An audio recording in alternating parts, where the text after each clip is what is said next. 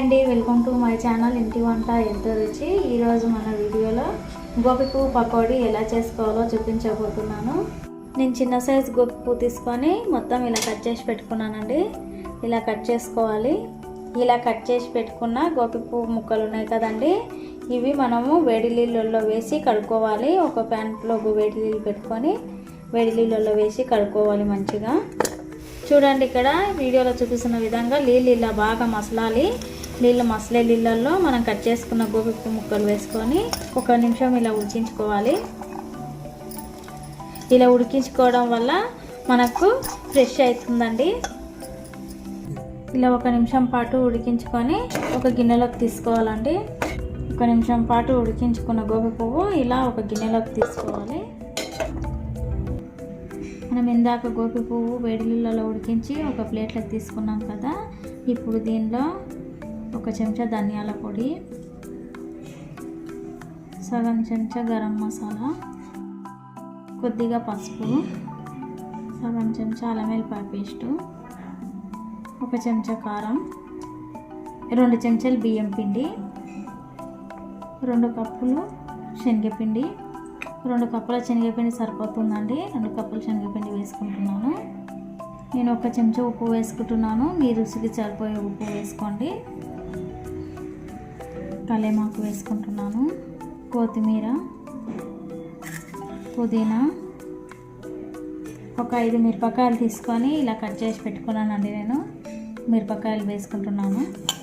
6 వెల్లిపాయ ముక్కలు తీసుకున్నానండి. ఇవి కొంచెం కచ్చపక్క దంచుకొని వేసుకోవాలి. ఇలా కొంచెం కచ్చపక్క దంచుకొని వేసుకోవాలండి. వెల్లిపాయలు వేయడం వల్ల చాలా టేస్టీగా వస్తుంది. మనం ఇలా దంచి వేసుకున్న వెల్లిపాయల వల్ల టేస్ట్ చాలా బాగుంటుందండి. చిటికెడు వంట సోడా వేసుకోవాలండి. ఇవన్నీ వేసుకున్నాం కదా, ఇలా మంచిగా కలుపుకోవాలి. మొత్తం గోబి పువ్వు పట్టేలా మంచిగా కలుపుకోవాలి. ఇలా మధ్య మధ్యలో కొద్దిగా వాటర్ చిలకరించుకుంటూ కలుపుకోవాలి. తగినన్ని వాటర్ వేసుకోవాలి. ఎక్కువ వేసుకుంటే సల్పగా అవుతుంది. సల్పగా అయితే మనకు వేసుకోవడానికి రాదండి. కొద్దిగా చిలకరించుకొని ఇలా కలుపుకోవాలి. ఇలా మొత్తం మంచిగా ముక్కలకు పట్టేలా కలుపుకోవాలండి. ఈ వీడియోలో చూపిస్తున్న విధంగా ఇలా మొత్తం మంచిగా ముక్కలకు పట్టాలండి. ఇలా కలుపుకోవాలి. చూడండి, ఇక్కడ వీడియోలో ఎంత మంచిగా పట్టింది ముక్కలకు, ఇలా పట్టాలి. ఇలా కలుపుకొని మనం ఒక 5 నిమిషాల పాటు మూత పెట్టి పక్కన పెట్టేసుకుందాం. స్టవ్ పైన బాండికి పెట్టుకొని ఇప్పుడు డీప్ ఫ్రై సరిపోయే నూనె వేసుకుంటున్నాను.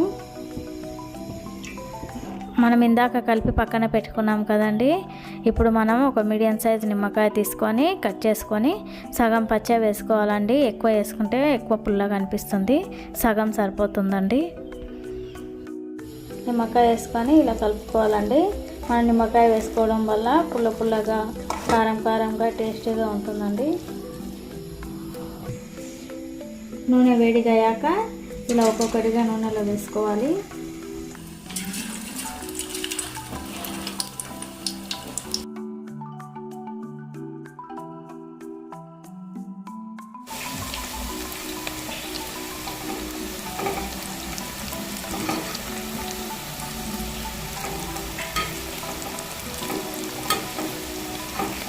ఒక సైడ్ వేగాక ఇంకో సైడ్ ఇలా వేసుకోవాలండి. ఇలా వేస్తూ మంచిగా ఫ్రై చేసుకోవాలి. ఈ వీడియోలో చూపిస్తున్న విధంగా ఇలా కలర్ చేంజ్ అయ్యేంత వరకు ఇలా వేంపుకోవాలండి. ఇలా వేంపుకొని ఒక ప్లేట్లోకి తీసుకుంటున్నాను.